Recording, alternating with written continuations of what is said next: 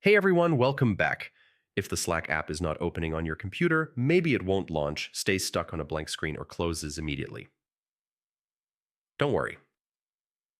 This is a common issue, and you can fix it with a few simple steps. Let's go step by step. Step 1. Force close Slack completely. Sometimes Slack is stuck running in the background.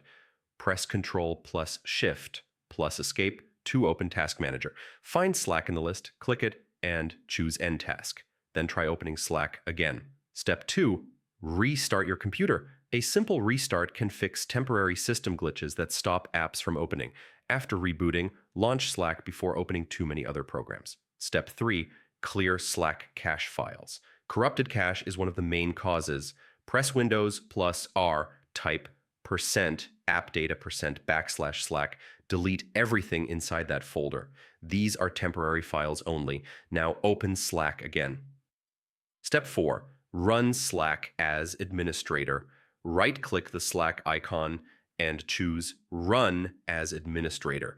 This gives the app permission to access system files it may need. Step 5. Check your antivirus or firewall. Security software can block Slack from launching. Temporarily disable antivirus or firewall and test Slack. If it opens, add Slack to the allowed apps list. Step 6. Update Windows.